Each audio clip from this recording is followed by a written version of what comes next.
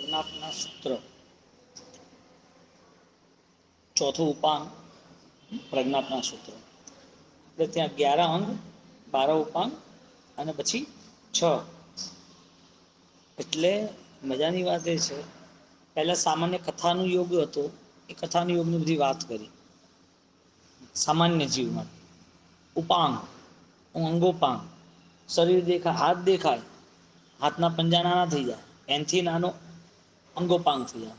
એટલે પદાર્થો જેમ જેમ જેમ આગળ વધતા જઈએ પદાર્થોમાં, એમ એ પદાર્થ સૂક્ષ્મ બનતા જાય.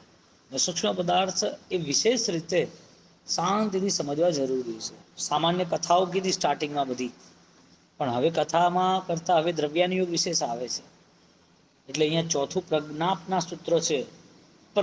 ઉપસર્ગ છે પ્રકુષ્ઠ, જ્ઞાપન જ્ઞાન ભણવું, પ્રકૃષ્ટ જાણકારી મળે, પ્રકૃષ્ટ જ્ઞાતવ્ય આપણું જણાય, આપણું એટલે મારું, હું કોણ એવું જણાય, તો એને જણાવવા વાળું સૂત્ર પ્રજ્ઞાપના.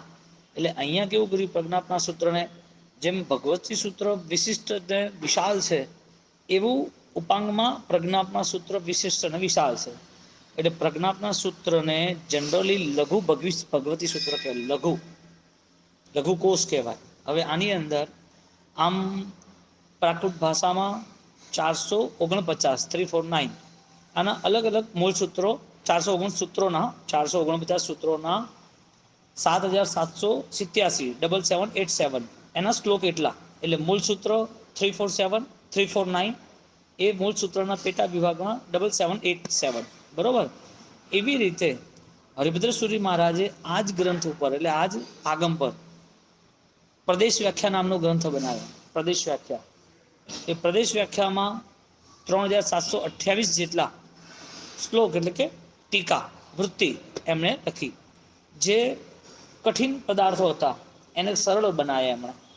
અને આ જ વસ્તુ ઉપર મલયગીરીજી મહારાજ એમને 16,000 શ્લોક પ્રમાણે વિસ્તૃત ટીકા રચી. હવે કુલમંડળ સુરી મહારાજ છે, એમને અવચુરી આજે બી છે, એટલે ઉપલબ્ધ છે. નવાંગી ટીકાકાર અભયદેવસુરી મહારાજ છે, એમને 133 શ્લોક, જેમાં શ્રી પ્રજ્ઞાપના તૃતીય પદ સંગ્રહણી આ નામનું એમને આગમ એટલે આ નામનો ગ્રંથ રચ્યો. હવે એ ગ્રંથમાં અલ્પ બહુત્વનો વિચાર છે. અલ્પ બહુત્વ, અલ્પ એટલે ઓછું, બહુત્વ એટલે વધારે. વધારે ઓછું શું એનું માપદંડ બતાવ્યું, વધારે ઓછું. હવે અલ્પ બહુત્વ ત્રીજો કર્મગંધ કર્યો હોય ને, ચોથો કર્મગંધ, એટલે ઓટોમેટિકલી અલ્પ બહુત્વની બધી વ્યાખ્યા ખબર પડે. એમાં એવું મસ્ત મજાની વસ્તુ આવી છે ને, કે આ જગતની અંદર કયા જીવો વધારે અને કયા ઓછા, નક્કી શું કરો? સૌથી ઓછા કોણ? દેવ. માણસો કે દેવ? સૌથી ઓછા કોણ? માણસો કે દેવ? તો કે માણસો. સૌથી વધારે માણસો કે દેવ? તો કે દેવ. દેવથી વધારે તિર્યંચ પંચેન્દ્રિય નારકો, એનાથી વધારે એક ઇન્દ્રિય જીવો, એનાથી વધારે ત્રસ કે સ્થાવર, એનાથી વધારે સૂક્ષ્મ કે બાદર, એનાથી વધારે આવી રીતે કરતા કરતા નિગોદ અધિક છે, અવિશેષ અલ્પ બહુત્વ. એટલે અલ્પ બહુત્વની આખી વ્યાખ્યા અહીંયા બદલી નાખી એટલે કહી આપણને.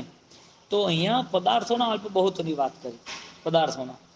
એમ અહીંયા પ્રજ્ઞાપના સૂત્ર જે છે એ વિશેષ બોધ મળે એના માટે છે. એટલે આજે જેમ આપણે ભગવતી સૂત્રની વિશેષતા છે, એવી રીતે આ પ્રજ્ઞાપનાની હતી. પણ હવે આખો દ્રવ્યાની યોગ છે અને ગહન, અતિ ગહન વિષયો છે. માટે દ્રષ્ટિવાદના સારભૂત પણ કહેવાય આને. દ્રષ્ટિવાદ જે આપણે 12મું જોયું, એમાં 14 પૂર્વ 5 વિભાગો જોયા હતા. દ્રષ્ટિવાદમાં અલગ અલગ 5 વિભાગો, એ 5 વિભાગો કે જેમ અલગ આપણને બતાવવામાં આવ્યા, એવી જ રીતે અહીંયા એ બધા સૂત્રો બતાવવામાં આવ્યા.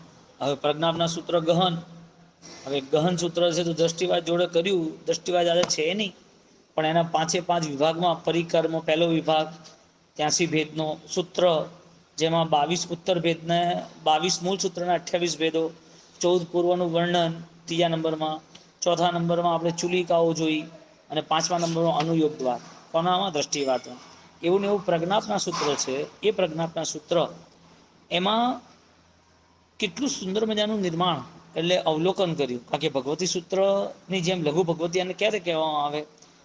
તો કે ઉપાંગની રચના સુધર્મા સ્વામીના 23મી પાઠે બિરાજમાન શ્યામાચાર્ય ભગવંત. શ્યામાચાર્ય એટલે એને શ્યામ, આમ જોવા જાય તો કલિકાચાર્ય કહેવાય, કાલકાચાર્ય કહેવાય છે. તો કાલકાચાર્ય ભગવાન છે, એની કથા આખી અલગ છે, એ અહીંયા કહેવી જરૂર નથી. પણ એ કોણ હતા? ઉમાસ્વાતી મહારાજ, જેમણે 500 ગ્રંથ રચ્યા, પ્રસંગતિ, તત્વાર્થ. એ ઉમાસ્વાતી મહારાજ જેમણે ભગવાન મહાવીર સ્વામીની પછી 400 વર્ષે થયા. ભગવાન મહાવીર સ્વામી પછી 400 વર્ષે થયા, અને એમને જાતિ સ્મરણ જ્ઞાન થયું હતું. એટલે બધી જ વસ્તુ સમસણમાં જે ભગવાન બોલ્યા એ બધી તત્વાર્થમાં લખી નાખી. એમને પાછળના ભવોનું જ્ઞાન થવા માંડ્યું, એને આખું દેખાવા માંડ્યું કે ભગવાન સમસણમાં બેઠા હતા, ભગવાને મને આવી બધી વાતો કરી હતી. એટલે કેવલ જ્ઞાનીની નિશ્રામાં થયેલું કોઈ પણ અનુષ્ઠાન કેટલું સજગ અવસ્થાનું હોય છે. કહેવાનો મતલબ આ છે, ખાલી કથાઓ સાંભળવી એવી નહીં. એ વ્યક્તિ વિશેષ છે એવું નહીં, વ્યક્તિમાં જે જૈન શાસનની વિશેષતા છે એટલે વર્ણન છે. ઉમાસ્વાતી મહારાજ વ્યક્તિ વિશેષ છે, પણ એ જૈન શાસનની વિશેષતાથી વ્યક્તિ વિશેષ છે. એટલે જૈન શાસનના પદાર્થો એ દરેક માટે કંઈક ને કંઈક ઉપલબ્ધિની સંભાવના સાથે છે. એટલે સૌભાગ્ય ખીલે જ છે. એટલે જ્યારે પણ તમારા મનની સજગતા ઘટે તો તરત એલર્ટ થઈ જવું જરૂરી છે કે ક્યાંક મારી મનની સજગતામાં કમી ના આવી જોઈએ. મારી મનની સજગતા છે એમાં ઓર વધારે કેવી રીતે ક્ષક્ષમ વધે જરૂરી છે. તો ઉમાસ્વાતી મહારાજના શિષ્ય કાલકાચાર્ય મહારાજ, કાલકાચાર્ય સૂરીજી, એ નામ પ્રસિદ્ધ છે, એટલે શ્યામાચાર્ય નથી લીધું. એમણે સરસ મજાનું આની ઉપર વિવરણ લખ્યું છે, દ્રવ્યાની યોગના પદાર્થો ઉપર. હવે પ્રજ્ઞાપના સૂત્રમાં વિશેષ રીતે 36 અલગ અલગ વિભાગ છે. મજા આવી જશે, નવતત્વો ઉપર સન્માન થઈ જશે તમને. આગમો છે ને, જેને નથી ભણાતા, જે નથી ભણી શકતા, જેને અનુકૂળતા ઓછી છે, જેનો ક્ષયોક્ષમ ઓછો છે, તો એને શું કરવાનું? માત્ર 3 કર્મગંથ, 4 કર્મગંથ, જીવ વિચાર, નવતત્વ, દંડક, લઘુ સંગ્રહણી, આટલું મજબૂત શીખી લે ને ઘૂંટી ઘૂંટીને, એને એને એને 10 વર્ષ આ જ કરવું છે. ખાલી એટલું વિચારે ને તો એ આગમનો નિચોડ આવી જાય. હવે આપણે કાલે જીવાભિગમમાં શું જોયું? આખું જીવ વિચાર જોયું ને. હા, હવે ઘૂંટાવું તો જોઈએ ને. ખાલી જીવ વિચાર 50 ગાથા 60 ગાથા ભણી લે, કરવાનું છે. એને પૂછવા અમે કોણે બનાવ્યું? તો કે શાંતિસ્વરી મહારાજ, વાદી વેતાલ વાળા મહારાજ. હવે એ બધા પ્રશ્નોના જવાબ આવવા એ જરૂરી નથી. અહીંયા વાત એ આવે છે કે તમારી જે બી મેમરી છે, તમને જે યાદ રહેશે, તમારું જે ક્ષયોક્ષમ છે, તમે જે વસ્તુ યાદ કરવા માંગો છો, એ વસ્તુ જ્યારે તમને યાદ રહી જાય છે, તો એ બુદ્ધિનો વિષય બને છે કે અધ્યાત્મનો વિષય બને છે? ગુણનો વિષય ન બને ને ત્યાં સુધી એ બધી વસ્તુ છે ને ઉપકારી સાબિત નથી થતી. નિરુપકારી નથી, નિષ્ફળ નથી, પણ ઉપકારી નથી. એટલે શું સમજવાનું? જો એ ઉપકારની દ્રષ્ટિથી અનુસરણ કરતો હોય અને વધારે મહેનત કરતો હોય તો ધીરે ધીરે ધીરે, આજે ઉપકાર નથી પણ ધીરે ધીરે આગળ ઉપકારી સાબિત થશે. એટલે નિષ્ફળ નથી સાબિત થતો એનો આ પ્રૂફ. તો ગુણ પ્રધાનતા હતી ને, એટલે અહીંયા 36 વિભાગો બતાયા. અને 36 વિભાગમાં 9 તત્વની એટલી જબરદસ્ત યાત્રા બતાવી છે. એ જો પદાર્થો તમે ઘૂંટવા માંડો, ધીરે ધીરે ધીરે એક એક પદાર્થનું ચિંતન કરો. તમે કહેતા ને કઈ રીતે ઘૂંટ્યું, એ તમારે ક્ષયક્ષમ તમારી આંતરિક શક્તિઓ સાથે બધું કનેક્શન કરવું પડે. કોઈ પણ નાના છોકરાને કંઈ શીખડાવો તો આવડે છે કે નથી આવડતું? શીખે છે ને બધું? નથી શીખતો? બધું શીખે છે. મોટા થઈ ગયા, હવે એને હજી ડૉક્ટરીનું ભણવું છે, હા, મેડિકલનું. તો મેડિકલનું ભણવું હોય તો એને પ્રયોગોમાં કરવું પડે, એને સમજવું પડે, કેટલું નોલેજ હોય છે. આ સંસાર પણ છે ને બુદ્ધિશાળીઓને જ પૂજે છે. પૂજે એટલે માને છે, સન્માન આપે છે. ક્ષયક્ષમ જોરદાર હતો. અધ્યાત્મમાં પણ સમ્યક દર્શન વાળું સમ્યક જ્ઞાન એ એના માટે ઉપકારી બને છે. કોઈની પૂજાવા માટે નહીં, પણ પોતાની આત્માની પૂજા તો કરે ને, કે મારી આત્મા આવી પરમાત્મા જેવી છે, તો મારું કર્તવ્ય આ ભવની અંદર ભગવાનથી મળવાનું છે. કયા ભગવાન? જે અંદર બિરાજમાન છે, ઐશ્વર્ય શક્તિ રૂપ અનંત ઉર્જાઓ જે છે, ચૈતન્યના જે પ્રયોગો જે કરવા જોઈએ એ કેમ દૂર રહે? એટલે અહીંયા પ્રજ્ઞાપના સૂત્રમાં 36 પદ કયા કયા છે, એક એક વસ્તુ સાંભળશો ને એના પછી તમારે ચિંતનમાં જવું પડશે. પ્રજ્ઞાપના પદ પહેલા નંબરનું. હવે હું લાઈનસર બોલું છું, નંબર નહીં બોલું. સ્થાન પદ, કયા કયા સ્થાનો હોઈ શકે? કંડક આપણે કહેતા હતા ને, હે ને, કોઈ સ્થાન. ત્રીજો નંબર અલ્પ બહુત્વ પદ, ત્રીજા કર્મગંધમાં, ચોથા કર્મગંધમાં અલ્પ બહુત્વ. બોલો, દેવોમાં અલ્પ બહુત્વ અલગ, નિગોદનું અલ્પ બહુત્વ અલગ, જીવોની અપેક્ષા એ અલગ. અહીંયા પદાર્થોની અપેક્ષા એ બોલો, સંબર વધારે કે આશ્રવ વધારે? સંવર આશ્રવ વધારે કે નિર્જરા વધારે? નિર્જરા વધારે કે મોક્ષ બળ વધારે? આવું બધું અલગ અલગ પ્રકારે ઘટાવતા જ જાય. આયુ ક્યાંથી? ચલો, જેણે પણ 14 પૂર્વ લખી આયા ક્યાંથી? તો બહારથી તો લાયા નથી. જે છે તે આંતરિક શક્તિ જેમ જેમ જેમ જેમ એ વસ્તુને ગ્રહણ કરતી ગઈ, આંતરિક શક્તિ દ્વારા જેમ જેમ એ પોતે યાત્રા આગળ વધારતો કે એમ નવી નવી વસ્તુ એમ બહાર આવતી ગઈ. એટલે આ વિશ્વમાં સચ્ચાઈ એ છે કે જે સત્યને પામવા માંગે એને સત્ય મળે છે. અને સત્ય એ છે કે તમે રસ્તો સહી પકડો તો મજા આવી જાય. ત્રીજું પદ અલ્પભૂતો, ચોથું સ્થિતિ. સ્થિતિ આવે છે ને, કાંઈ સ્થિતિ, કેટલા વર્ષ ત્યાં રહેવું. 7 લાખ પૃથ્વીકાય, 7 લાખ અબકાય, એની સ્થિતિ કેટલી? પર્યાય પદ, પર્યાયની અપેક્ષા એ. પર્યાય એટલે જળ તત્વમાં, નાશવંત વસ્તુમાં, બધી વસ્તુના પર્યાય ગણતરી કરે. વ્યુત્ક્રાંતિ પદ, ઉત્પન્ન, વ્યુત્ક્રાંતિ. એના પછી ઉચ્છ્વાસ પદ. બોલો, શ્વાસોશ્વાસનું માપદંડ બતાવે છે કે કેટલા શ્વાસોશ્વાસમાં લેવું. બોલો, સાધનાની દ્રષ્ટિથી એવા એવા લોકો છે આખા દિવસમાં 4 શ્વાસ જ લે છે, ધ્યાનમાં જતા રહ્યા હોય. આવા આવા પ્રયોગો બતાવ્યા છે સમાધિના. એક જ શ્વાસ. પેલાની 33 સાગરોપમમાં 16.5 સાગરોપમની નિદ્રા બતાવી કે ના બતાવી? એમાં આખું ચિંતન નિગોદનું બતાવે છે ને ઇન્દ્ર મહારાજા 5 અનુત્તરમાં. એનો એવો કેવો ભાવ એ ખાલી આ જ ચિંતનમાં આટલો લાંબો સમય જતો રહે. આ પદોનું મહત્વ કેટલું હશે? તમને આધાર જ ના મળે, શું કરો તમે? તમને આ આધાર જ ના મળે સમ્યક જ્ઞાનનો, સત્ય પદાર્થોનો, સમગ્ર વિશ્વમાં જે સૃષ્ટિમાં વાસ્તવિકતા છે એનો એ આધાર જ ના મળે. વિચારે શું? અને જેને જે વિચારવું છે એની કોઈ કિંમત નથી. એની કોઈ કિંમત નથી. જે વિચારે છે એને કંઈ મળવાનું છે? એને એમ લાગે કે થોડા ટાઈમ કામ લાગે, પણ થોડો ટાઈમ બી નથી તારા માટે, કામ શું લાગે? એટલે સાધનાની અપેક્ષાએ આગળની ગતિમાં પ્રયાણ કરવાનું. 7મું ઉચ્છ્વાસ પદ. 8મું સંજ્ઞા પદ. સંજ્ઞા આવી ને 16 સંજ્ઞાઓ આવી, 14 સંજ્ઞાઓ આવી ને, 12 સંજ્ઞાઓ. હા, એના પછી યોની પદ. કયા કયા? 84 લાખ જીવા યોનીની. પછી ચરમ પદ, અંતિમ પદ ગયું. પછી ભાષા પદ, વાક્ય બોલવાની પરિસ્થિતિ. હા, તમે વચન કયા અનુસાર બોલો છો. શરીર પદ, કેટલા કેટલા શરીરો. પરિણામ પદ, બોલો આંતરિક પરિણામ, 5 પરિણામ આવ્યા ને? કસાય પદ, 4 કસાયો, 4 કસાયના ભેદ અલગ. હા, અનંતાનું મંદિર વગેરે 16. અને એને ભગા કરવા જાઓ બીજા હજી મન વચન કાયાના, રાગ દ્વેષના, કરણ કરાણ અનુમોદનના. ક્યાં ના ક્યાં જતા રહે? ખાલી કર્મગંધમાં સામાન્ય બતાવ્યું છે. કર્મગંધમાં ખાલી સામાન્ય બતાવ્યું છે કે 4 કસાય છે, એ 4 કસાયના 4 ભેદ 16 છે. ચોખ્ખું ચોખ્ખું 16. 1 ના 4, એવા 4 ના 16. હવે 4 ને મન વચન કાયાથી, એ 4 ને રાગ દ્વેષથી, એ 4 ને કરણ કરાણ અનુમોદનથી. એટલે 16 છે એના 3. એ 16 તરી 32 અને 39 એટલે 49. 16 તરી 49 થી બીજા 2 જાઓ એટલે હો થી બીજા 3 જાઓ, કરણ કરાણ અનુમોદન 99 તરી. બોલો, 197. હજી હવે આગળ જાઓ, હજી આગળ જાઓ તો ક્યાં જાય? ભાંગાઓ 6ઠ્ઠા કર્મગંધમાં. 6ઠ્ઠો કર્મગંધ જેને ભણવો હોય ને, એની એકાગ્રતા ને એની પાસે છે ને આવા 2-2 ફૂટના પેપરો જોઈએ લખવા માટે. ખાલી 5મા કર્મગંથમાં ઉદય આવલિકા એટલે કે ઉદય બતાવે, ઉદયકાળ બંધ, ઉદય. હા, ઉદયકાળ. એનો ચાર્ટ જે બને છે ને, તમે ચાર્ટ બનાવો ને આખું પિક્ચર સામે આવે. પહેલા ગુણસ્થાનક, બીજા ગુણસ્થાનક, ત્રીજા ગુણસ્થાનક, એમાં જે 9મું, 8મું, 9મું, 10મું ગુણસ્થાનક આવે એટલે તમારે બધી પ્રકૃતિમાં એડ થવું પડે. બુદ્ધિ પ્રકૃતિ ક્યાં? 6ઠ્ઠે. આ તો ખાલી 5માની આપણે વાત કરીએ છીએ. આગળ જાઓ એટલે ક્યાં ના ક્યાં નીકળી જાય ભાંગાઓ. જોવા જઈએ તો ખાલી 50 પેજ. અને તમે લખવા બેહો તો તમારે લખતા લખતા ખરેખર જો ઉતરવું હોય તો ચોપડા ને ચોપડા ભરાઈ જાય. ચોપડા ભરાય ને ખોપડું એ ભરાય, 2 ભેગું છે ને.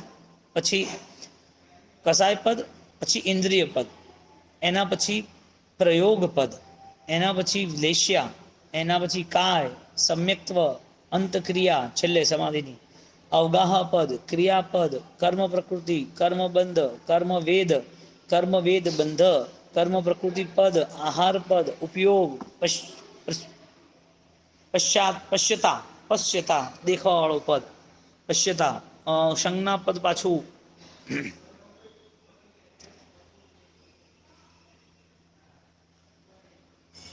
સંયમ પદ, અવધિ પદ, પ્રવિચારણા પદ, વેદન પદ, સમુદ્ઘાત પદ. 36 પદોનું વિવેચન ખાલી આમાં છે. હવે મજાની વાત, 36 ને અલગ રીતે ઘટાયા. 36 અલગ રીતે શેમાં ઘટાય ખબર? 9 તત્વોમાં. હવે તમે આખું ચાર્ટ બનાવો કે 1, 3, 5, 10, 13 આ બધામાં જીવ અને અજીવ તત્વની વાત મૂકી છે. 1, 3, 5, 10 અને 13. એના પછી 16 થી 22 છે, એમાં આશ્રવ તત્વની વાત મૂકી છે. પછી 23મું જે પદ છે એમાં બંધ તત્વની વાત મૂકી છે. 36મું જે પદ છે એમાં સંવર તત્વ, નિર્જા તત્વ, મોક્ષ તત્વની વાત મૂકી છે. અને અન્ય બધા પદોમાં બધા વિભિન્ન વિષયો મૂક્યા છે. 1, 3, 5, 10, 13 એક પ્રજ્ઞાપના, 3 અલ્પભૂત, 5 પર્યાય, 10 નંબરનો ચરમપદ અને 13 નંબરનું પરિણામ પદ. આની અંદર જીવ અને અજીવની વાત મૂકી છે. 16 થી 22 પ્રયોગ, લેશિયા, કાયસ્થિતિ, સમ્યક્ત્વ, અંતક્રિયા, અવગાના, ક્રિયાપદ. એમાં આશ્રવ તત્વની વાત મૂકી છે. 23 પદમાં 23મું પદ છે કર્મ પ્રકૃતિ, એમાં બંધનું વર્ણન મૂક્યું છે. હા, અને 36 પદ જે છે 36મું સમુદ્ઘાત પદ, એમાં સંવર તત્વનું અને સંવર, નેજરા અને મોક્ષ તત્વ. 36 પદ સુધી બોલો. હવે આ 36 પદો અને આ બધું જીવ અજીવ પુણ્ય પાપ નથી લીધા. આશ્રવ, સંવર, નિદ્રા, બંધ અને મોક્ષ લીધા. એ ઘટાઈ લીધા છે. સાતમા આમ 7 વસ્તુ લીધી 9 તત્વમાંથી, પણ 9 તત્વની 7 વસ્તુમાં પણ અહીંયા 4 વસ્તુમાં ઘટાઈ દીધી. એટલે આશ્રવ તત્વ કોને કેવું ભાઈ? આશ્રવ તત્વ આજનું સાયન્સ છે. એ ગેલેક્સીમાં, આકાશમાં બધું હોજે છે કે શું શું ક્યાં ક્યાં કેવી રીતે બધું છુપાયેલું છે, શું છે ને ક્યાં છે, કઈ રીતે આવ્યું બધું. તો વ્યુત્ક્રાંતિ, ઉત્પત્તિ, એમાં એ ડિટેલ્સ શોધો તો મળી જાય. આહાર પદ છે. હવે આજના લોકો કે આનું ઇન્ફેક્શન થયું છે અથવા એના શરીરમાં અહીંયા આવા વસ્તુ ન ખા, આ વસ્તુ ખાવાથી સુગર થાય, આ વસ્તુ ખાવાથી બીપી થાય. આહાર પદથી બધી વસ્તુ બેસી જાય. બોલો કેવું હશે પરમાત્માનું કેવલ જ્ઞાન? કેટલા સૂક્ષ્મ પદાર્થો બતાયા. સાયન્સ વૈજ્ઞાનિકોને શોધવું હોય ને તો એને કેટલું અંદર જવું પડે. એ લોકો જોવે છે કેટલા જન્મ મરણ છે. ભગવાને 84 લાખ કીધા ને એ આને અહીંયા મળી જાય. એ જો ચેકિંગ કરે તો. હવે સમુદ્રમાં જવું આવું એ એની ખોજબીન છે, એનો એક વિષય છે, સારી વસ્તુ છે કે પ્રૂફ લાવે છે જેમ નથી ખબર પડતી.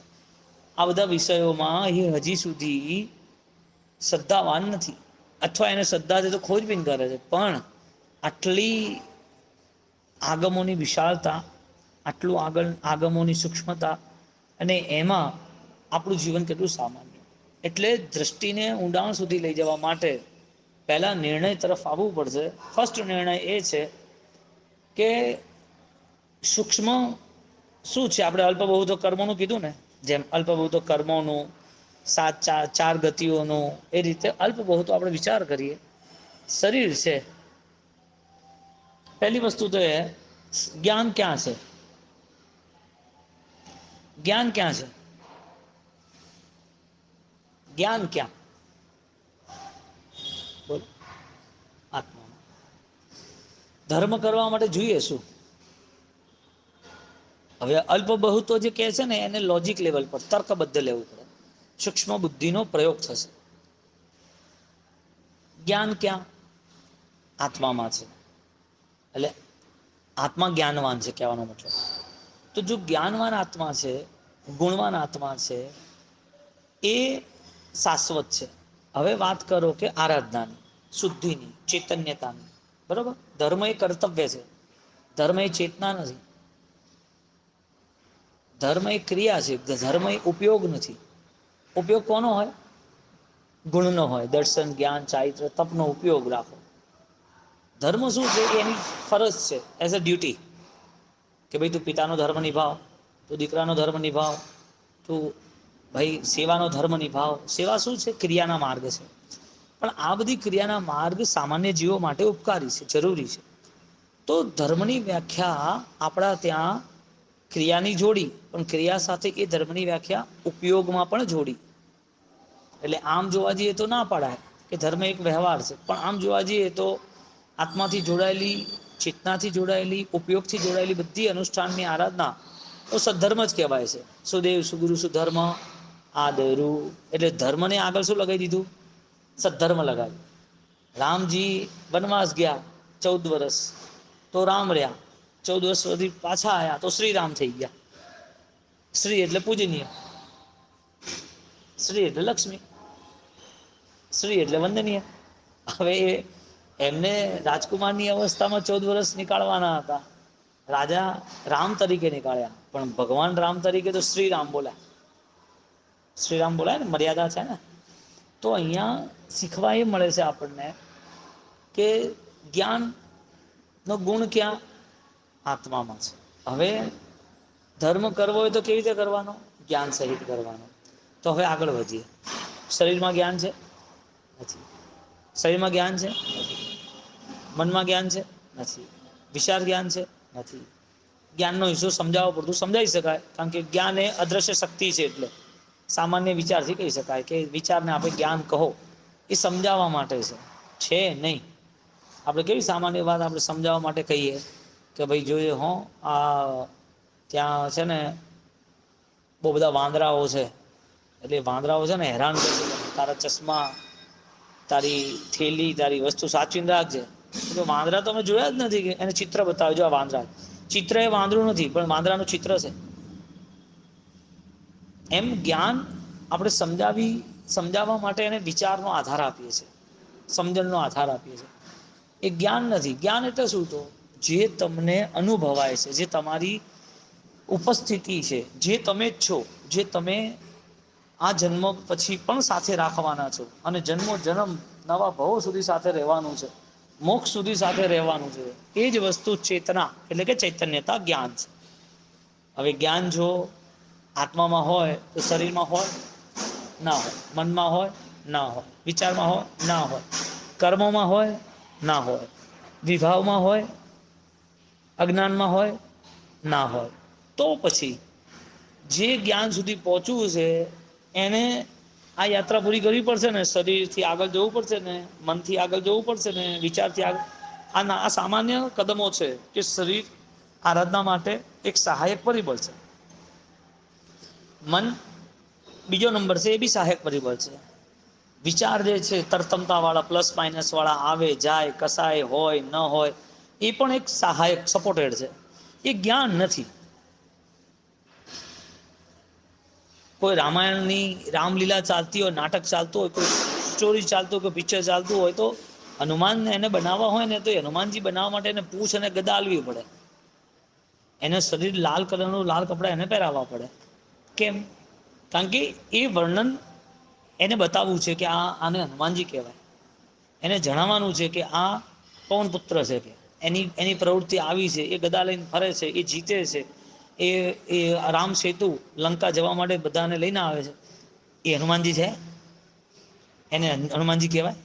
એમ અહીંયા ધર્મને સમજાવવા માટે અહીંયા આધાર બનાવવામાં આવે છે. આધાર કે ભાઈ જો આ ક્રિયા, આ તપ, આ ત્યાગ, આ ધ્યાન, આ પચખાણ, આ જ્ઞાન, આ સાધનાઓ, આ બધો આધાર છે.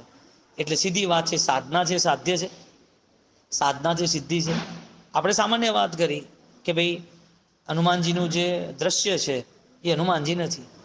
જે ચિત્રમાં બતાવ્યું છે કે ભાઈ આ વાંદરા હેરાન કરે છે, એને ખબર નથી, એટલે ચિત્રમાં વાંદરા બતાવો, પણ ચિત્ર એ વાંદરું નથી.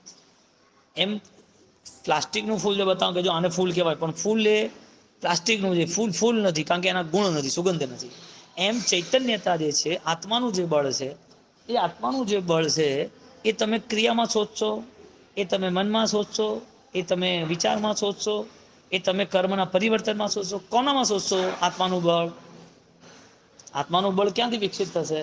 જ્ઞાન દશાથી. તો જ્ઞાન દશાથી આત્માનું બળ વિકસિત થતું હોય તો પછી શરીરનો ધર્મ આવે? શરીર ક્યાં સુધી સાથ આપે? બોલો. હવે અહીંયા આશ્રવ તત્વ અને સંવર તત્વની વ્યાખ્યા કઈ કીધી નવ તત્વમાં? કે જો તારું જીવ તત્વ છે એ અજીવ તત્વ સાથે જોડાયેલું છે. દેહ અજીવ છે, મન અજીવ છે, વિચાર અજીવ છે, કર્મ અજીવ છે, વિભાવ દશા બધી અજીવ છે. એટલે અજીવ છે એટલે એ તને હેરાન નથી કરતું, તું એનાથી જોડાયો છે એટલે તું હેરાન થાય. બૂટ હેરાન થોડી કરે, તું ફીટ ફીટ બૂટ પહેરે તો હેરાન થાય. ભોજન તને હેરાન થોડી કરે, જાણી જોઈને તીખું ખાય તો હેરાન થાય. તને હવા હેરાન નથી કરતી, પણ તીખી હવાના કારણે, તો ઠંડી હવાના કારણે તું હેરાન થાય. તું બંધ કરીને બેસ ને, તને હવા હેરાન નહીં કરે. તડકો તને હેરાન કરે છે, તું તડકામાં જાય છે એટલે તું તડકામાં ના જાય તો કઈ વાંધો ના આવે. તો તડકામાં જાય તો તને કઈ વાંધો ના આવે. તું રોડ તને થોડી હેરાન કરે છે, તું કાંટા વાળા અને કાંકરા વાળા રોડોથી ચાલે તો હેરાન થાય ને. અહીંયા શાસ્ત્રકાર શું કહે છે, તને એટલે કે અજીવ તત્વ તને હેરાન કરે છે. અજીવ તત્વ તને હેરાન કરે છે, અજીવ તત્વ તને હેરાન કરે છે કે નથી કરતો. એટલે દેહાધ્યાસ આવ્યો ને. બોલો શરૂઆત ક્યાંથી આવી જ્ઞાનની? જ્ઞાનને દેહ જોડે જોડવાનું, જ્ઞાનને કર્મ જોડે જોડવાનું, જ્ઞાનને મન જોડે જોડવાનું, જ્ઞાનને વિચાર જોડે જોડવાનું, જ્ઞાનને કેવી રીતે વિભાવ દશા દૂર થાય એની જોડે જોડવાનું. આ બધાથી દૂર છે જ્ઞાન. જ્ઞાન આ નથી. શરીર એ જ્ઞાન નથી, ક્રિયા એ જ્ઞાન નથી, સાધના એ જ્ઞાન નથી, મન એ જ્ઞાન નથી, ક્રિયા વિચાર એ જ્ઞાન નથી. છતાં પણ જેવું જ્ઞાન જોડે જોડાશે એટલે આ બધા અજીવ જે છે એ બધા નીરસ થઈ જશે.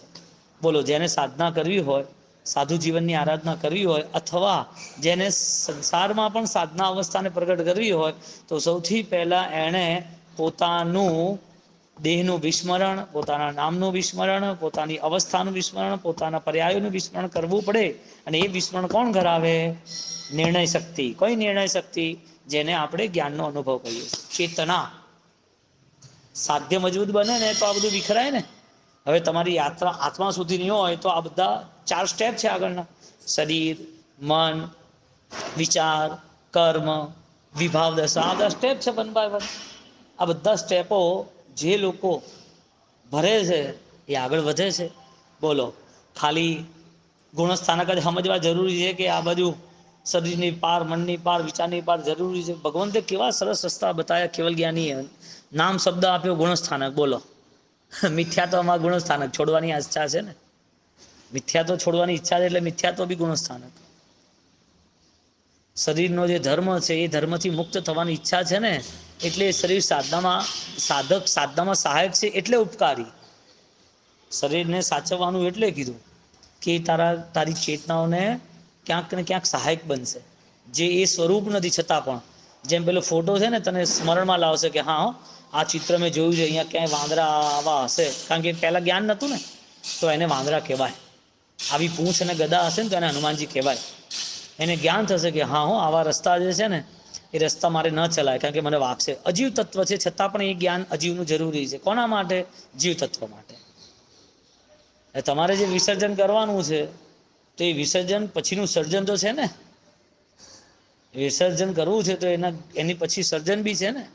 વિસર્જન છે તો એ વિસર્જન કોનું છે? જે તારું નથી એનું છે. હવે અહીંયા જ્યારે જીવ તત્વ સુધી પહોંચવા માટે અજીવ તત્વ આપણે કીધા ને 5 જગ્યાએ 1, 3, 5, 10 અને 13 પદોમાં જીવ અને અજીવ તત્વની વાત કરી. 16 અને 22 તત્વમાં આશ્રવ તત્વની વાત કરી. આશ્રવ આવવું. કર્મના ક્યાં ક્યાં બંધનો થાય છે, કેવા કેવા કર્મો આવે છે. હવે આવવાનો રસ્તો કયો? તો આ એક સામાન્ય વ્યાખ્યા થઈ ગઈ. આવવાનો રસ્તો કયો છે? કોઈ એમ કે મારી સાધના સારી છે, હું તો બહુ સરસ ક્રિયા કરું છું. કર્મ ના આવતા હોય તો બધું યોગ્ય છે. તને પોતાને આશ્રવ તત્વ કર્મ બંધ ન થતો તો બધું યોગ્ય છે. એટલે આ બાજુ શરીરના વ્યવહાર ચાલે છે, શરીરનો ધર્મ ચાલે છે, પણ મનની સ્થિતિ અને વિચારોની સ્થિતિ એના ઉપર એનો કોઈ કંટ્રોલ નથી. એ બધા અશાંત સંકલેશોમાં જોડાયેલો છે. અને આગળ વધી અને વિચારોમાં નિર્ણયો કરવા, વિચારોને સકારાત્મક કે ભાઈ આ જ વિચારથી મારે જીવવું છે, આ વિચાર મારે ન જ કરાય. અલ્પ આયુષ્ય છે, ક્ષણિક આયુષ્ય છે, મૂલ્યવાન આયુષ્ય છે, આવું તો આવતું જ નથી. એટલે ઉપરનું બધું ચાલે છે, શરીર સુધી પહોંચ્યો છે, અનંતકાળ શરીર જ ચાલ્યું. હવે જે એને જીવ તત્વ સુધી પહોંચવાનું છે, તો આ અનંતકાળ શરીર પછી પણ એને જો જીવ તત્વ એટલે જ્ઞાનનું ભાન ના હોય તો પછી એ શરીરથી આગળ એના મનની માવજત, મન પછી એના વિચારોનું નિરીક્ષણ, વિચારોનો વ્યવહાર, આ બધાનો તો કેટલો ટાઈમ લાગશે? બોલો, એ સ્વાધ્યાયથી દૂર થાય, એ ચિંતનથી દૂર થાય, એ પોતાના નિર્ણયથી દૂર થાય. મારે શું કરવું છે એને ખબર ના હોય, કયા રસ્તે ચાલવું છે, નુકસાન જાણી જોઈને કરે. હા, એને શું કરવું શું ન કરવું, એની સાદાઈની જિંદગી જીવી શકે ને ના જીવી શકે. એની જિંદગી શ્રેષ્ઠ બનાવી હોય તો એની પાસે નિર્ભાર અવસ્થા, મનના સારા નિર્ણયો, સામાન્ય ઓછી સ્પૃહા એટલે નિસ્પૃહાતા, આ બધું હોય કે ન હોય એની જોડે? કેમ? ક્યાંથી લાવવાનું આ બધું? આ આગમમાંથી લાવવાનું, શાસ્ત્રોમાંથી, સિદ્ધાંતમાંથી. પોતાના અંદર રહ્યું છે જે જ્ઞાન, એ જ્ઞાનને અહીંયા જોડે. આંખ સહાયક બની છે, એટલે મારી આંખ શાસ્ત્રોથી દૂર નહીં થાય. વચન મને પ્રભુ ભક્તિમાં સહાયક બન્યા છે, તો મેં ગીતો ગાવા, ભક્તિ કરવી. મારું શરીર મને સહાયક બને છે, તો હું ક્રિયા કરીશ. આ શરીરમાં જ્યારે આત્માને સમય આવશે ને જવાનું થશે, એ વખતે ગમે જેટલું એ મન અને વિચારને સજગ બનાવે, ક્યાંથી થાય? સમાધિ ભાવ એટલે એની પોતાની પરમ શાંતિ પહેલાથી ઘૂંટી હોય એટલે છેલ્લે મળે. કોઈ રાતોરાત તો કરોડપતિ બનતું નથી ને, પહેલા કમાય પછી બને ને. એમ સમાધિ છેલ્લે મળવાની હોય, શબ્દોથી મળે કે ઘૂંટવું પડે, એને એમાં રહેવું પડે. એને બધા કનેક્શનોમાં સમજવું પડે. ભલે સંસાર છે, પરિવાર છે, દુનિયાદારી છે, વ્યવહાર છે, આપણા માટે સંઘ છે, લોકો સાથે ચાલવાનું, હોળી, ચોમાસા, બિહાર બધું છે, વિચરણ બધું છે, બધા મળવાના છે. પણ પોતાનું આંતરિક બળ છે ને સમજે કે આ નુકસાનકારક છે કે નહીં. એ સમજે કે સંઘની બી આરાધના છે તો એ મારા ઉપકારની છે, એના માટે થાય તો સારી વાત છે, ના થાય તો મારે કોઈ જરૂર નથી. વસ્તુ મારી છે ને, મારું નિરીક્ષણ છે ને. મારે પોતાને એવી જગ્યાએ રોકાવું છે મારી આરાધનાઓ સ્થિર થાય. એટલે સ્વ આરાધના માટેનો સંકલ્પ પહેલેથી હતો, એટલે અંતિમ સમાધિમાં પણ સ્વ આરાધના સ્થિર થઈ જાય. કારણ કે હજારો દિવસોથી સ્વ આરાધનામાં જ રહે છે. હવે છેલ્લે રહેવાની તકલીફ થોડી પડશે. પ્રેક્ટિસ કરે એટલે પરફેક્શન આવે. કોઈ પણ વસ્તુનો નિયમ છે. 100 દિવસ તમે ઘૂંટે રાખો કે મારે 4.5 કલાકની ઊંઘ જોઈએ, વાત ખતમ. 4.5 કલાકમાં તમારું કામ થવા જ માંડે. 100 દાડા છે કોઈ પણ વસ્તુની પ્રેક્ટિસના. આજે કરો કે મારે બને ત્યાં સુધી બીજા કોઈ વ્યવહારમાં ઓછું જવું, ઓટોમેટિક શાંતિ લાગશે. મારે કોઈની વસ્તુને મારે વિચારવી નહીં, કોઈ વસ્તુનું થિંકિંગ વધારે મારે કરવું નહીં. આજે વિચારો, જાતે ને જાતે કોઈ બીજા નિર્ણય લઈ લઈએ જેને લેવા દેવાના હોય, અથવા એ નિર્ણય લીધા પછી આપણે પ્રેશરમાં, દુઃખીમાં, સંકલેશમાં રહીએ, એ બધી વસ્તુ તમને ક્યાં ઉપકારી ઘટવાની છે? તમે કરો, તમારાથી બધું થતું હોય તો કરો, પણ એનાથી તમારા આત્મબળને ક્યાં? અહીંયા ખાલી શરીર તત્વ બતાવ્યું, જીવ તત્વ બતાવીને એની જોડે શરીર એટલે જીવ તત્વ બતાવ્યું. જીવ અજીવ તત્વમાં એટલી વાત કરી કે આ સાધના માટે ઉપકારી બન્યું છે, તો સાધનાનો યોગ સાધ શરીર. હવે એ સાધનાના યોગમાં આગળ વધતો જા, વધતો જા, વધતો જા. એ સાધના કરતાં કરતાં મનને જાગૃત બનાવતો જા, વિચારોને એકદમ સ્પષ્ટ બનાવતો જા. એવા નિર્ણયોથી જ્યારે અંત સમય આવે છે, ત્યારે એ સમાધિ નવા ભવનું ભાથું બને છે. એ સમાધિ મોક્ષ યાત્રામાં સહાયક બને છે. એ સમાધિ ભાવ નવી યાત્રામાં ફરીથી એ જ સંસ્કારોથી આગળ વધવાનું છે. હવે નવા સંસ્કારો નહીં, હવે આગળના સંસ્કારો.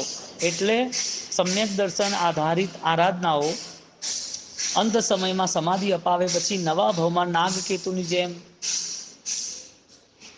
કુમારપાળ મહારાજની જેમ, ચંડગોસ્રીની જેમ, એ ત્યાંથી ફરીથી એને આગળ વધવાનું. એટલે દેહની યાત્રા બહુ મહત્વની છે જ નહીં. શરીરની યાત્રાઓ, શરીરનો વ્યવહાર, શરીર આ જન્મમાં મળવું, નવા જન્મમાં મળવું, શરીર ગ્રહણ કરવા, એ મહત્વના નથી. પણ જે સહાયક શરીર છે, એ સહાયક શરીરનું મહત્વ એ છે કે મારી સાધનાઓ માટે આ ઉપકારી છે, એટલે મારે સાચવાનું. એટલે એને જે ભોજન આપવું હોય, આરામ આપવો હોય, એને જે સાચવવાનું, એ સાચવા પૂરતું સાચવવાનું છે. એના માટે કોઈ શણગાર અને આળ પંપાળને કોઈ ચિંતાઓ બતાવી નથી. હવે સાધનાને દ્રષ્ટિથી જો લક્ષ પાવરફુલ હોય તો એ લક્ષના કારણે કાલે બધું જ કરી શકે. દેહમ પાત્યામી કાર્યમ સાધ્યામી. દેહ પડે તો પડવા દો, કાર્ય ન પડવું જોઈએ. બોલો કેવી મજબૂતાઈ હશે જીવની. પ્રજ્ઞાપના સૂત્ર 9 તત્વ ઘૂંટવા વાળાને કેવી તાકાત મળે. અત્યારે તો બધાને બસ સ્કોર બનાવવા જ, ભણી લીધું, આ ભણાઈ ગયું, આ ભણાઈ ગયું, આ વંચાઈ ગયું. વાંચી લે ને, કોણ ના પાડે? તને ચૌથપુરોનું જ્ઞાન થતું હોય તો સારું છે ને. આખી દુનિયા પૂછશે, અમે પૂછશું તને. તો કેવલ જ્ઞાની બને તો એમાં ફરક શું છે? નમો હરિહંતાણમ, નમો સિદ્ધાણમ, આખી દુનિયા વંદન કરશે. બોલો કેટલો સ્પષ્ટ બોધ દીધો છે. તારું શરીર જે છે અજીવ તત્વ છે, અને એ બધા અજીવ તત્વો આત્મા ન મળે ત્યાં સુધી છે. જ્યાં સુધી અનુભવ ના થાય ત્યાં બધું અજીવ તત્વ છે. તો તમારા ભાવ બી અજીવ તત્વ કેમ છે? સચેતન નથી, સજગ નથી, જતા રહે છે ને. જે પરમાત્માની ભક્તિમાં ઘણા ડૂબ થઈ જઈએ, મસ્તી આવે, એ મસ્તી આખો દાડો રહેવી જોઈએ ને. કેમ બદલાઈ જાય? ન બદલાવી જોઈએ. હા, માણસ એને યુદ્ધ કળા આવડતી હોય, એ 2 4 5 વર્ષ શીખ્યો હોય અને મેદાનમાં પૂછવા જાય કે મારે શું કરવાનું, એને લડતા આવડી ગયું હોય, એ લડે જ, એ પૂછે નહીં કોઈને. એમ જે સાધનાના શિખરો સર કરે, સાધનાની ટોપ ચોટી પર પહોંચી જાય ને, એવું ઘૂંટાયેલું હોય ને, એ ઘૂંટવા વાળાને છે ને પછી બહુ ઓછા એવા સંકલેશ અથવા બહુ ઓછા એવા પરિણામો, કારણ કે અલિપ્તતા છે ને એને ખબર પડી ગઈ છે. કારણ કે ઉપરની યાત્રામાં એને કશું જોઈતું જ નથી ને. ભાર હોય ઉપર જાય તો છોડીને જાય. એમ ઉદ્ધવ વેતા ઉપરની યાત્રા હોય ને તો આમ એ કયો ભાર છોડે, એ પોતાના કસાયોનો ભાર છોડે. માટે શ્રાવક જીવનમાં પણ સમ્યક દર્શન આધારિત આરાધનાઓ બતાવી. જાગૃતિ રાખજે. બોલો, ભવ પતે કે વિભાવ પતે? પોતાનો વિભાવ પતવો જોઈએ ને, ભવ થોડી પતવો જોઈએ. ભવ તો પતવાના છે ને, નવાઈ થોડી છે. તમે શું કરશો? હમણાં ભૂકંપ આવશે અહીંયા તો તમે શું કરશો? અહીંયા ચારે બાજુ કોઈ રોગ ફાટી નીકળ્યો કોરોના જેવો, શું કરશો? શું તમે શું બચવા ક્યાં જશો? તમને ખૂબ છાતીમાં દુખાવો થયો, અરે રે મને કંઈ થાય છે, મને કંઈ થાય છે, ગભરામણ થઈ ગઈ, ડૉક્ટર એડમિટ કરો, તમે કરશો શું? તમારી જોડે શું છે? એક સ્વાધીનપણું સમાધિ ભાવ છે, બાકી શરીર તો તમારું આંખ સામે છે, તમે કંઈ કરવા માંગો તો થવાનું નથી. તમે ગમે તેટલું એને હાચવી તો એ સાથ હાલતો નથી. એટલે શરીર સાથ આપે છે ને, સૌથી મોટું કામ એક જ કરવા જેવું છે, પરમ સમાધિમાં રહેવા માટેનો પ્રયત્ન. અને એ પ્રયત્નોમાં ક્યાંય વ્યવહારનું ખંડન નથી. એટલે આશ્રવ તત્વ બતાવ્યું. એના પછી 16 થી 22 નંબરમાં આશ્રવ તત્વ પછી 23 પદમાં બંધ તત્વનો નિર્ણય બતાવ્યો. કર્મ બંધ કેમ થાય છે? હવે આપણે તો એ કર્મ બંધને સમજીએ તો વ્યવહારિક રીતે ન કરવા એ જરૂરી છે. અને એની આગળ વધી નિર્જરા, સંવર અને મોક્ષ ત્રણેય તત્વોની એક જ વાત કરી. બોલો, સંવર એટલે શું? વિશેષ રીતે બધા કર્મોને રોકે, અજ્ઞાનને રોકે. નિર્જરા એટલે જર્જરિત કરે બધી અવસ્થાઓને. કઈ અવસ્થા? જે એના પૂર્વમાં એની જોડે જ હતી. તમે આરામથી આંખ બંધ કરીને બેસો, તમે ખાલી એટલું નક્કી કરો પૂરો ભાવ મારો કયો હતો. ભગવાને કીધું 84 લાખ ગતિમાં હતા, નક્કી તો કરો કે મારો પૂરો ભાવ કયો હતો. કોઈ કે મને નથી ખબર. ખબર છે. કેવી રીતે? સ્વભાવથી. કેમ? માણસનો સ્વભાવ એ પૂર્વભવના સંસ્કારો સાથે જોડાયેલો છે. એટલે આ ભાવમાં પૂર્વનો નજીકનો જે ભાવ હોય ને, એ અસરો અત્યાર સુધી રહે. અહીંયા જેને સાધના કરી હોય તો દેવલોકમાં અષાઢી શ્રાવકને ભગવાન યાદ આવ્યા કે ના આવ્યા? એમ પૂર્વ ભાવ આપણો કયો હતો એ અત્યારે આપણા સ્વભાવથી ખબર પડે. કયો સ્વભાવ છે આપણો? પૂર્વ ભાવ કયો હતો? બોલો. લડાઈ ઝઘડા થતા હતા. કૂતરાના જીવનમાં શું છે? ભયવાન છીએ, ભય છે. સસલાના જીવનમાં શું છે? કીડીના જીવનમાં શું છે? મકોડાના જીવનમાં ભય છે. ખાવાની લાલસાઓ છે. તો શું છે? કોણ હતું? કીડીઓ શોધ્યા કરે છે ને, આખો દાડો જાનવર ચાવ્યા જ કરે છે ને. જાનવરની ગતિમાંથી જાનવરની ગતિમાં જવું હોય તો એના એ સંસ્કારો રાખવા. માનવની ગતિમાંથી ઉર્ધ્વ ગતિમાં જવું હોય તો ભગવાન પ્રદત્ત વિશિષ્ટ આરાધનાઓ કરવી. કારણ કે જે સાધક હોય મોક્ષની આરાધના કરી છે, એને મોક્ષ થોડાક ભાવમાં મળી ગયો છે. જ્યાં સુધી નથી મળ્યો ત્યાં સુધી એને મોક્ષના સંસ્કારો સાથ આપે છે. ભવો ભવ તુમ ચરણોની સેવા. જે સંસ્કારથી તમે જીવન જીવશો એ જીવન આગળ નવું મળવાનું છે. તમારે જે જીવન જોઈતું હોય એ પ્રમાણે તમારા મનને તૈયાર કરો. એટલે છેલ્લે સંવર તત્વ, નિર્જરા તત્વ અને મોક્ષ તત્વ. બોલો, મોક્ષ જોઈએ છે? પેલો કે હા જોઈએ છે. એ કે લાવ 10 લાખ રૂપિયા લાવ, મોક્ષ આપી દો. તો કે 10 લાખ રૂપિયા થોડી મળે. સારું, કઈ વાંધો નહીં, માસક આપી દો. તો માસક સોણથી મળી જાય તો એવું જ માનીએ છે ને. કર્મ કરો પરિદમો અપ્પા, ધર્મ અર્થે ધન ખર્ચો જી, પણ મિથ્યાત્વ છતે તે જૂઠું. હા, તેથી તમે વિરમોજી. બોલો, પહેલા અનુષ્ઠાન કરવા જરૂરી છે કે પહેલા મનની, વિચારોની, અજ્ઞાનની માવજત કરવી જરૂરી છે? પહેલું શું નિરીક્ષણ કરવાનું? સજગ અવસ્થા કેવી છે જોવાની ને. એટલે ગમે તેટલી ભીડ હોય, લાખો કરોડો લોકો સામે આવી જતા હોય, પણ એની સ્થિતિ એ બદલે જ એ અમાના અટવાય. કેમ? એનું આ જીવન પૂરું થશે, નવું જીવન એના સ્વભાવથી પ્રારંભ થશે અને આ જીવનનું લક્ષ્ય હતું મુક્તિનું, તો મુક્તિ માટેના બધા વ્યવહારે કરે. હવે એ વ્યવહાર ના કરે, એ વ્યવહાર ના કરે તો શું કરવાનું? એ વ્યવહાર થવું જોઈએ ને. એ વ્યવહાર ન કરે તો બોલો, મોક્ષ સપનામાં આવે છે, ચોપડીમાં આવે છે, લખવામાં આવે છે, બોલવામાં આવે છે, મોક્ષ ક્યાં આવે છે? ટેબ્લેટ ઉપર લખેલું હોય મોક્ષો, મોક્ષની દવા શરદી માટે, એટલે મોક્ષ મળી જાય? હા, એમને ને માણસને પાણી પીવું હોય ને તો પણ એને માટલા સુધી જવું પડે, એટલી મહેનત કરવી પડે. ભૂખ લાગે ને સવારે પક્ષીઓ દાણા હોદવા જાય કે મારે જવું પડશે, કશું નથી, એને ખબર નથી કોરોના છે, કોઈ નથી, ભલે ગમે એટલી ભયંકર તકલીફો, ગરમી હોય, ભયંકર ઠંડી પડતી હોય, એ સવારે નીકળી પડે કે ભોજનનો પુરુષાર્થ કરવો પડશે. સામાન્ય જીવ પુરુષાર્થ પોતાના સ્વાર્થ માટે, સંસાર માટે, જીવન માટે કરતો હોય તો એને પોતાને મોક્ષની અભિલાષા હોય તો કેવો પુરુષાર્થ હોય? એટલે અભિલાષા કેવી હોય? મુદ્દાની વાત આવે, તીવ્ર અભિલાષ હોય મોક્ષનો, કે મારે બંધનોથી મુક્ત થવું જ છે. આવી ભાવના સાથે પ્રજ્ઞાપના વિશિષ્ટ સક્ષમ સાધના સૂત્ર અહીંયા આપણે પૂર્ણ કરીએ. વિતરાગ્યમ ઈચ્છામિ.